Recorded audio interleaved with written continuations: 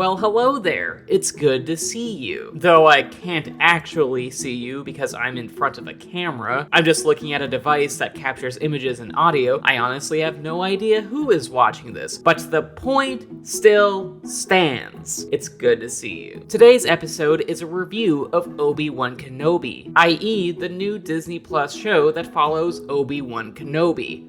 Obviously. It should be a fun, spoiler-free video, so without further ado, here is my review of Obi-Wan Kenobi. Star Wars has been looking backward as of late. As I mentioned in a recent video about Disney's Star Wars output, modern Star Wars stories have been obsessed with iconic legacy characters and taking place within the same timeline and eras, starting from the prequel trilogy and ending with the sequel trilogy. The franchise often retreads familiar ground, even though Star Wars is a big canvas, a vast universe with different potential stories, characters, histories, and conflicts ripe for a narrative exploration. There are just a lot of storytelling avenues that creatives can, create. But instead, most of Disney's Star Wars movies and shows have been obsessed with those aforementioned legacy characters and or existing within the same timeline. If anything, Disney's take on Star Wars has consistently been heavily dosed in nostalgia. And while sure, Star Wars as an IP was originally created with nostalgia in mind, see George Lucas's love for Flash Gordon and Kurosawa films, Star Wars as of late has been tapping into fan service and nostalgia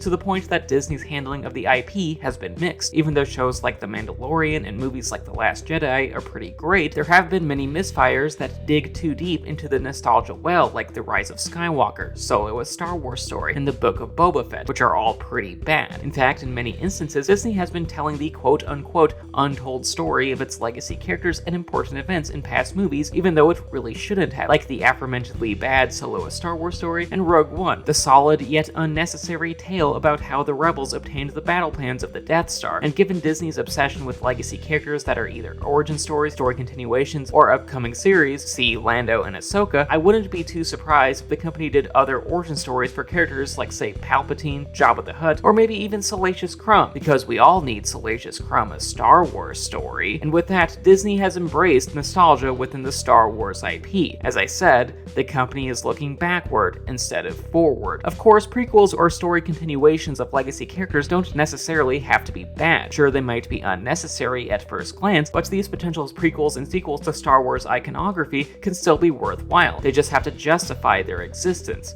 That's it. Because honestly, Solo: A Star Wars Story and The Book of Boba Fett weren't bad just because they were unneeded. They didn't work because they had flaws in their execution and didn't give a good storytelling or thematic reason as to why they were made. With these stories, Disney did not do anything meaningful with them, and they ultimately did not justify their own existence. Admittedly, the recently released Obi-Wan Kenobi could have fallen into the same trap. Like Solo: A Star Wars Story and The Book of Boba Fett, it's a tale about an iconic and immediately identifiable legacy character and takes place within the same three generational eras as the three Star Wars film trilogies. But with that said, Obi-Wan Kenobi differs here. Unlike Solo and The Book of Boba, Obi-Wan Kenobi is a really great show. Spanning 6 episodes, it gives the returning Ewan McGregor a compelling character arc. There is a fun character dynamic between Obi-Wan and a 10-year-old Princess Leia. James Earl Jones's and Hayden Christensen's Darth Vader remains an intimidating presence. The Jedi Hunter Reva has some impressive characterization, the oppressive Empire setting is relatable, and the action is just so much damn fun. Like 5 times better than the play pit at a Chuck E. Cheese.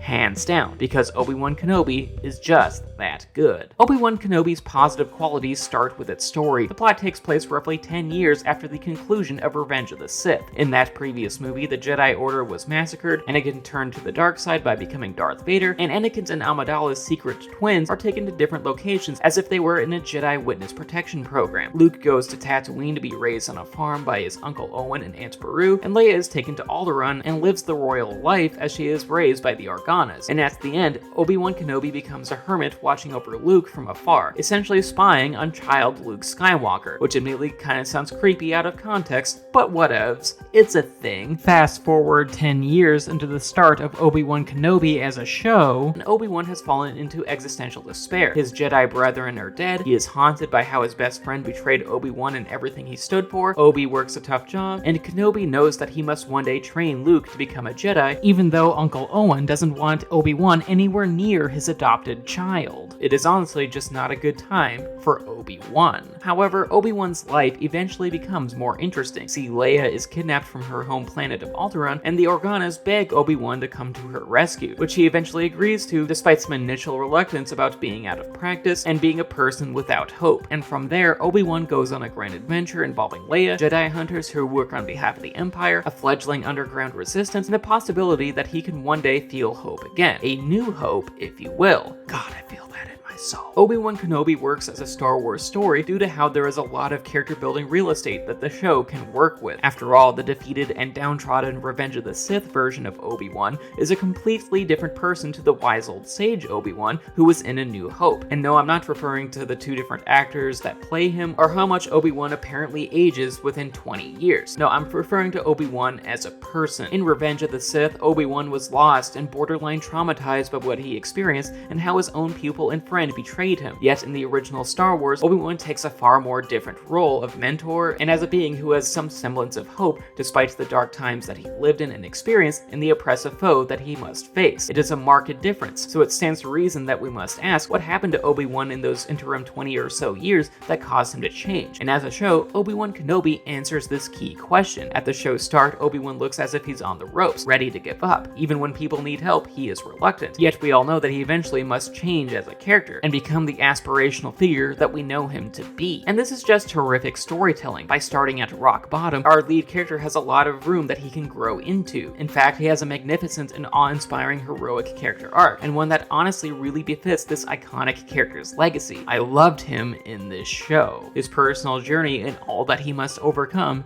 is pretty great. Additionally, Obi-Wan has a terrific character dynamic with Leia as well. After all, Obi-Wan has overprotective and depressed dad vibes, and Leia is a spunky take-action heroine who isn't afraid of danger, and these two personalities combine for some strong character development. Through Leia's lively and inquisitive nature, Obi-Wan learns that there can still be hope in the future even if he's aging out of it. And through Obi-Wan, Leia can have a parental figure that has closer ties to her birth parents. She can make some sense of things, and it all works out pretty splendidly on screen. They both go through a range of emotions and circumstances. In fact, they don't even get along 100% of the time, which can be funny and can make for some good drama. And at their best moments where they can see the value in each other and form that parental-child bond, the show can become incredibly wholesome. The character dynamic is pretty great here. Darth Vader remains an iconic adversary. James Earl Jones' vocal performance remains intimidating, and with modern special effects, we can really feel the full capacity of Darth Vader's ruthlessness and destructive capabilities, like using the Force to snap people's necks and such as if he were trying to get to the center of a Tootsie Pop. Vader is essentially a remorseless tank, and he's actually pretty frightening. But with that being said, Darth Vader's presence in the story has narrative and thematic weight as well. In terms of our lead Obi-Wan, Darth Vader represents Obi-Wan's biggest failure and point of trauma. After all, Obi-Wan trained Anakin Skywalker, yet Anakin embraced the dark side, destroyed the Jedi, and helped install a fascist empire. And given all that baggage, Darth Vader weighs heavily on both our lead character's mind and by extension, the minds of the audience. More than just being a physical presence, Vader is an emotional one too, and as a result, the character and Obi-Wan's fraught relationship with him has a lot of depth. Reva is a great villain as well, but for different reasons. See, the Jedi Hunter is motivated to find Obi-Wan for reasons that aren't very clear at first, which I know that admittedly sounds vague, but I just can't say more due to spoilers. Just trust me that she's a good presence and one that befits the story and themes being conveyed to the audience. She's really good. Also worth noting, actress Moses Ingram did a great job balancing a character with a downright spiteful sense of malice alongside hints of humanity that struggle to break through. She did an awesome job, which is why it's all the more disheartening that her presence in the show has been the focal point of racist fanboy ire online, because you'd better believe the ugly underbelly of the Star Wars fandom has reared its head again. And while sure, it's okay to have criticisms with a character for story or performance reasons and such, if you describe Reva as a character or Ingram as an actress with racist bullshit, I want to personally tell you from the bottom of my cold dead heart to go fuck yourself, because you suck and are just the worst. Anyway,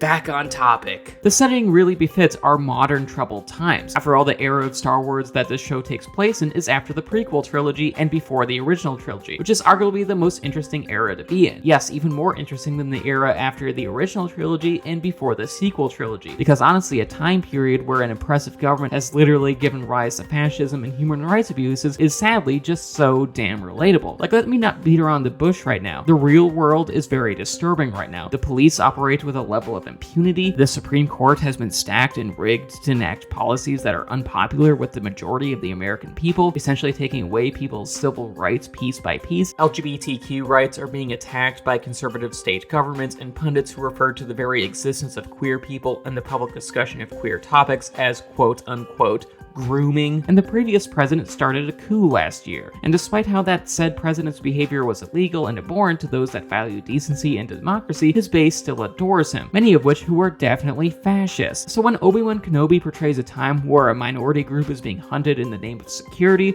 or when it showcases oppressive aspects of the unchallenged rule of the authoritarian empire, that feels real to me. The show reflects our real world. And on the fact that Obi-Wan Kenobi as a television series showcases good people doing what they can despite these horrific circumstances, and honestly, Obi-Wan Kenobi is one of the most relatable shows of the year. It's incredibly relevant. The action is pretty great as well. The lightsaber battles are a lot of fun, there's this exciting pace that feels like classic Star Wars, and the blaster fights, as always, are pretty frenetic, even though it's silly to see Obi-Wan use a blaster so much, seeing as he referred to blasters as uncivilized weapons back in Revenge of the Sith. Because honestly, Obi-Wan should just practice what he preaches. So uncivilized. To conclude, Obi-Wan Kenobi is a terrific Star Wars show. It features a terrific lead character that goes on an awesome arc, the character development between Obi-Wan and Leia is entertaining, Darth Vader remains a powerhouse of a villain, Reva is a worthy antagonist in her own right, the setting is very relatable, and the action is fun. On the whole, Obi-Wan Kenobi is a great adventure, despite how it's technically an unnecessary show featuring legacy characters, much like Solo: A Star Wars Story in the Book of Boba Fett. Obi-Wan Kenobi is worth watching. It ultimately justifies